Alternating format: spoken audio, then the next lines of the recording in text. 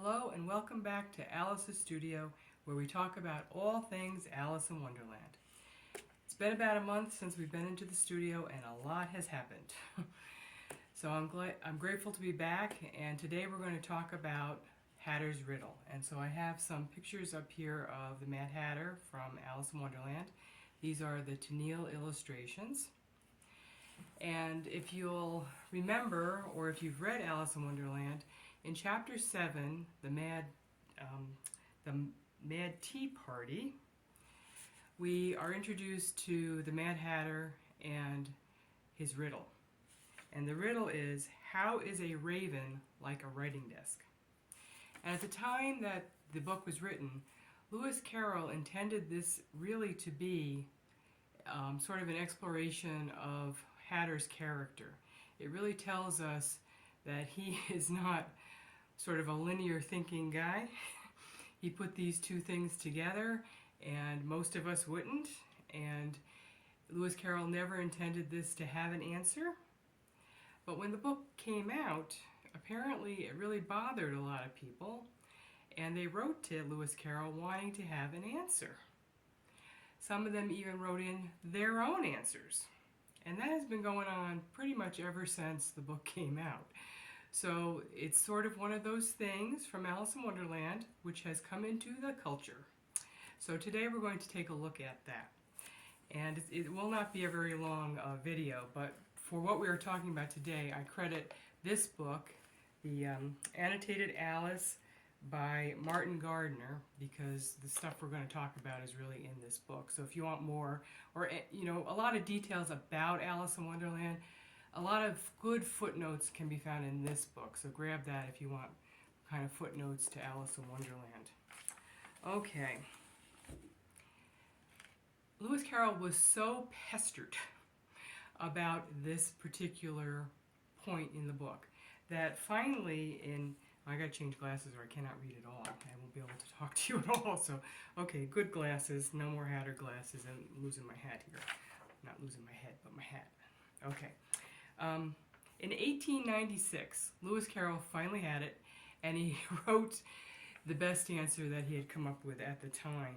And it came out in the Alice in Wonderland New Edition in 1898, and the answer was, because it can produce a few notes, though they are flat, and it is never put with the wrong end in front.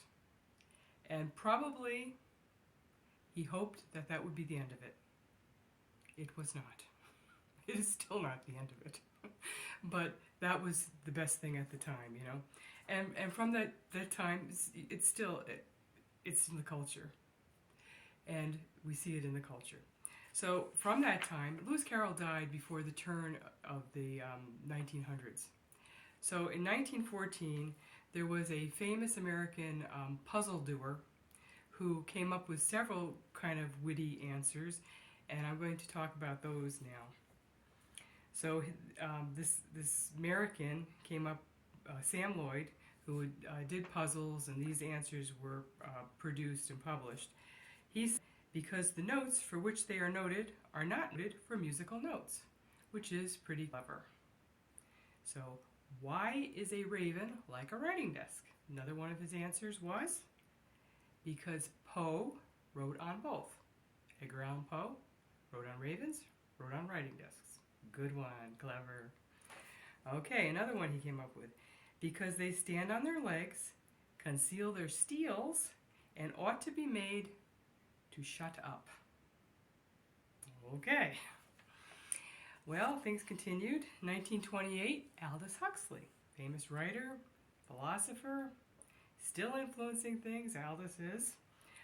His answer, because there's a B in both and an N in neither. So Aldous Huxley's response to Lewis Carroll's puzzle was a nonsense answer, which is keeping with the way Lewis Carroll posited the question to begin with. So that's probably pretty close to how Lewis Carroll intended the whole thing. In addition, Aldous Huxley went on to quote this riddle as part of his metaphysical answers.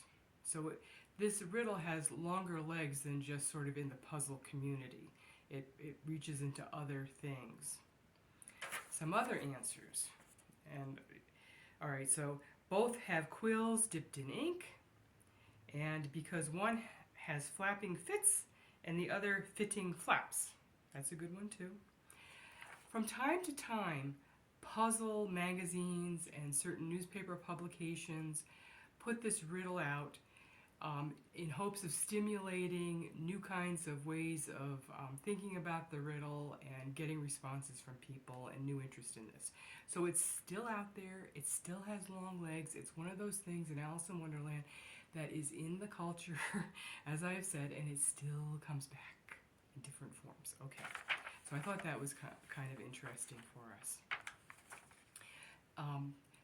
Since a month ago, my book, Down the Treacle Well, which is a retelling of certain Wonderland type themes, has come out, and I'm able to show you. This is the actual physical book now. That's been out for about a month now. It does have reviews now on Amazon and Goodreads, and if you are reading it, please do leave a review. Let me know what you're thinking about it. I am online. You can email me. I'm on lots of different social media, so you can find me there. Let me know what you're thinking. I'm eager to connect and hear from you.